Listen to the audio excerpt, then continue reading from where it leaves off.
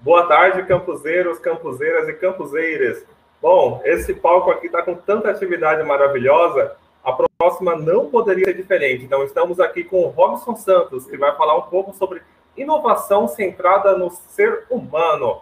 Vai que é sua, Robson.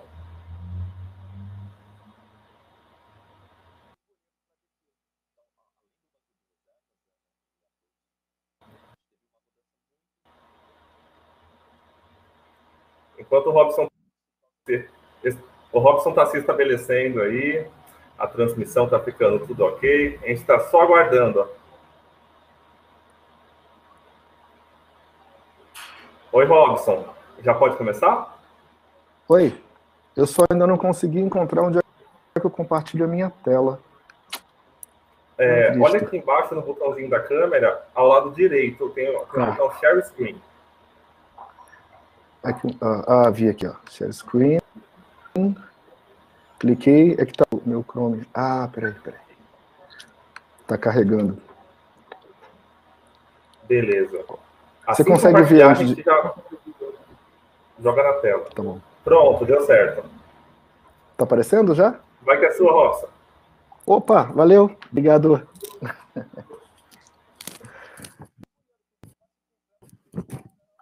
Pessoal, boa tarde. Campuseiros e campuseiras. Mais uma vez aqui nesse evento super incrível, né, que é um dos maiores eventos de tecnologia e inovação. Um dos eventos que traz reflexões muito importantes. E hoje a gente vai bater esse papo aqui bem legal, a gente vai conversar um pouquinho sobre como a gente pode ter um outro olhar para a inovação.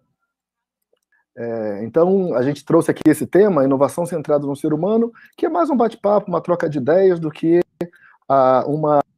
uma visão definitiva, né, de como a gente pode fazer a inovação. Então, trago aqui algumas perspectivas, uma forma de ver o mundo que eu acredito que seja importante para a gente discutir. Então, falando um pouco de mim, alguns já me conhecem, outros não. Então, meu nome é Robson Santos, atualmente eu trabalho como gerente de pesquisa e desenvolvimento no Magalu, ali no Luiza Labs, né, que é o grande polo de tecnologia e inovação da companhia, desse grupo Magazine Luiza. Opa.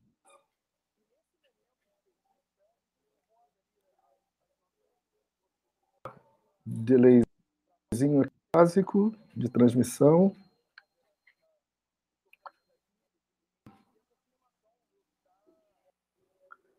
Opa, alô, produção, estamos aqui só com uma breve no compartilhamento de telas. Bem, a gente vai discutir um pouquinho sobre quais aspectos da inovação devem ser considerados quando a gente desenvolve um projeto, ou quando a gente o pensamento voltado para a inovação, seja para produtos ou para serviços. Opa, só um segundinho, pessoal, vou voltar aqui rapidamente.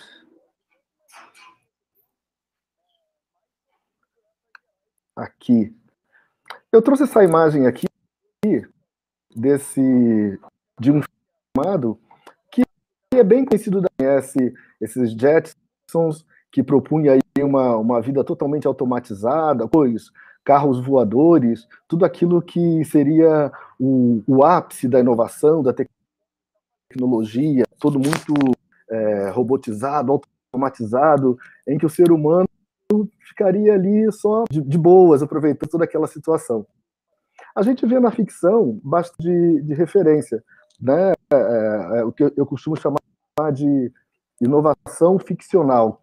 Então, a ficção sempre, de maneira fantasiosa, muitas vezes, com algum teor de realidade, entendendo, né, de alguns fenômenos, antecipando isso na forma de ficção. Então, o Cultura Fantástica também sempre trouxe um outro exemplo bem conhecido nosso, esse filme Volta para o Futuro, e é um plot que virou assim até meio que padrão na forma de contar a história de ficção. A pessoa que vai e volta no futuro, esse grande sonho de saber como será o amanhã. E muito se resume a isso também, né? Ou contempla isso, que é antecipar um pouco o amanhã e trazer para hoje o que será essa forma de como viveremos dali a um tempo. Porém, será que tudo que se faz em termos de inovação se refere à tecnologia, se refere a novas máquinas, se refere a novas formas, né, de criar artefatos digitais ou ultracomplexos? O que a gente quer trazer hoje aqui para esse bate-papo é essa maneira que a gente pode, então, entender a inovação e que a inovação pode ter no nosso dia a dia. Tem um filósofo francês, que é o Luc Ferry, né, ele foi ministro da Educação, né, em um dos governos da França, e ele traz uma fala, a inovação destruidora. Ele diz o seguinte, que a inovação possui uma face escondida. Olha, essa frase é muito legal porque traz até um pouquinho, né, de temor, assim. A inovação possui uma face escondida, um lado obscuro, cujas ramificações vão muito além da esfera meramente mercantil. Então, o Luc Ferry está trazendo para a gente essa visão de que existem alguns interesses que podem ser escusos por trás do que a gente chama de inovação. Então, ele chama isso dessa face escondida, esse lado obscuro. E o Luc Ferry faz uma coisa muito legal nesse livro, A Inovação Destruidora, que ele traz para a gente essa visão de que tudo que vem com esse teor de inovação sempre destrói alguma coisa. E ele faz até um contraponto muito legal, ele diz assim que inovação destruidora não é a mesma coisa de que uma destruição criadora. Como é que é essa relação de inovação destruidora e destruição criadora? Aí ele traz um exemplo muito legal. Se eu pegar um iPhone 11 e jogar no chão, quebrar, eu vou destruir o 11, mas eu não vou criar o 12. Então, a destruição não necessariamente traz algo novo. Mas, se eu trago um iPhone 12 com novos cabos, conectores, acessórios, etc., eu estou colocando os antecessores, né, num estágio aí de destruição.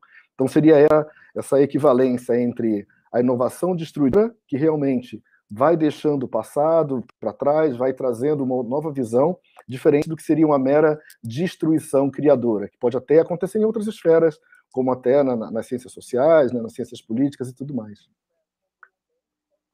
Bom, então essa visão do Luc Ferry traz para a gente essa perspectiva de que a inovação ela tem pelo menos três pilares, três sustentáculos, que eu gosto muito de trazer. Então, a inovação ela não é somente tecnológica. A inovação ela tem um componente tecnológico, o seu componente político e, fundamentalmente, tem o seu componente social. E esses três estão sempre em balanço. Pode ser que uma inovação nasça da tecnologia, e aqui a gente está falando assim daquelas inovações muito hard tech, né? Da física, aquela no campo da química, aquelas inovações que começam ali numa esfera muito específica e depois então vão se espalhando pela sociedade e acabam até por mudar a nossa forma de ver o mundo. É o que o outro autor que eu gosto muito, Thomas Kuhn, coloca como paradigma. Então a gente vive um determinado paradigma, ou seja, uma forma de ver o mundo, de interpretar os fenômenos, que é dado por esses três fatores: político, tecnológico e social. Então a tecnologia pode ser um fator que muda a forma de ver o mundo, a política também, o social também. Se olharmos as grandes revoluções que aconteceram ao longo da história, foram realmente construindo um status quo ou renovando o status quo e colocando aí algo novo, né, uma perspectiva nova. Então, é sempre importante pensarmos inovação por esses três aspectos: esse pilar tecnológico, esse pilar social e também o pilar político. O Luc Ferry fala uma coisa muito legal, ele diz que as inovações técnicas, né, aquelas, sabe, quando você cria uma nova máquina que empacota um produto. Então, essas inovações técnicas, elas também criam desemprego, desigualdade e pode até levar a um desaceleramento da economia. Então veja como, num primeiro momento, essa nova forma de produção que é colocada no mercado, que é colocada na indústria, que é colocada, né, para as pessoas, pode ter um impacto negativo. Mas, por outro lado, tem um outro pensador também francês, que é o Nicolas Bouzou,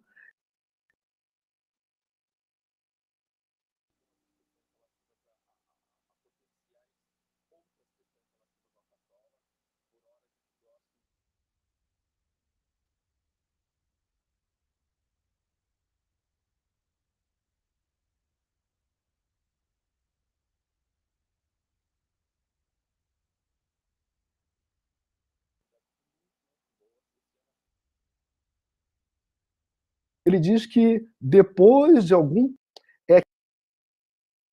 de maneira contextualizada e não só como um fenômeno meramente tecnológico, mas que também tem um impacto na vida cotidiana das pessoas.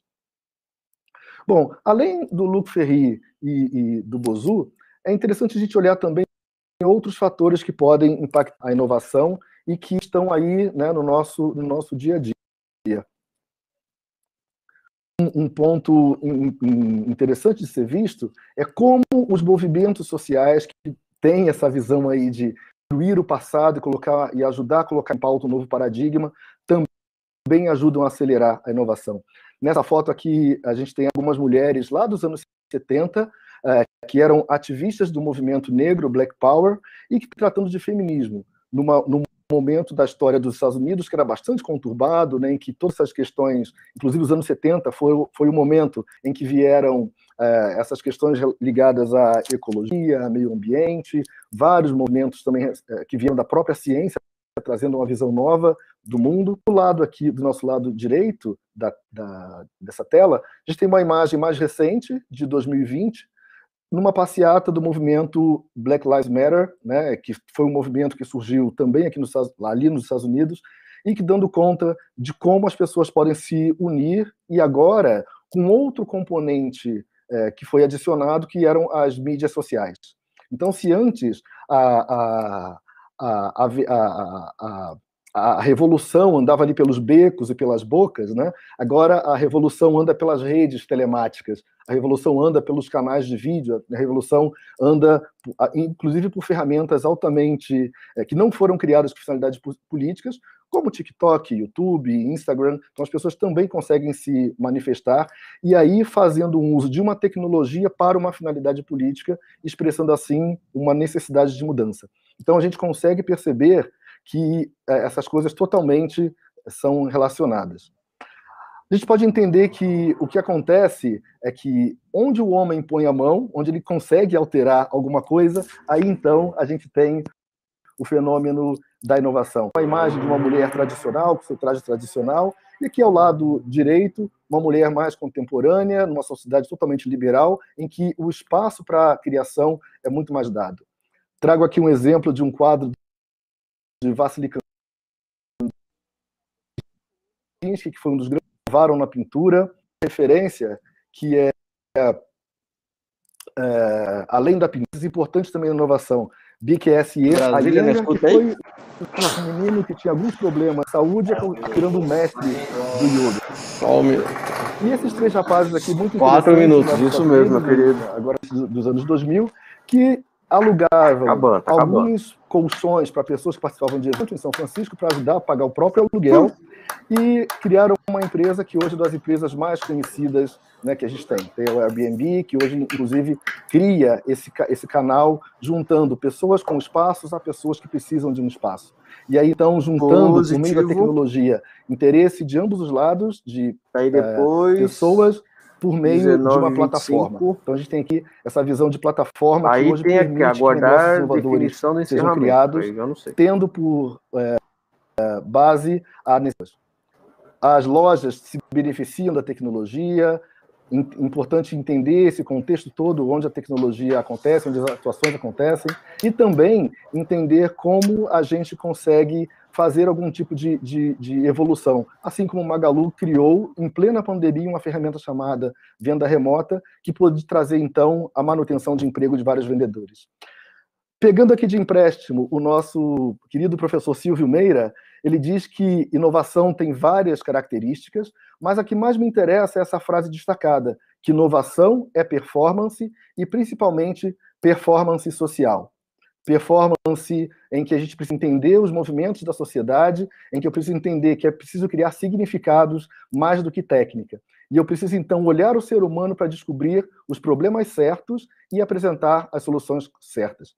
E é entender também que a inovação está sempre ligada ao estado de coisa. Ou seja, a inovação ela é impermanente. Ela não é algo que dura para sempre. Ela vai ser sempre destruída mais à frente por uma nova inovação.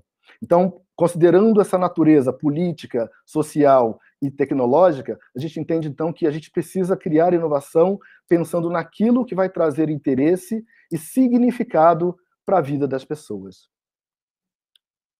Muito obrigado. Pessoal, esse é o recado que eu quero trazer para vocês, de que realmente é importante pensar a inovação do ponto de vista das pessoas. E também quero dar um recado aqui bem legal, que quem estiver aqui nos assistindo podem conseguir um cupom de R$20 no Magalu. Vocês podem hoje, né, durante todo o dia, para qualquer compra a partir de R$99, digita esse cupom Magalu na CP e vai conseguir então ter esse desconto de R$20. Ou pode simplesmente digitalizar esse QR Code e vai conseguir também ter acesso a esse desconto.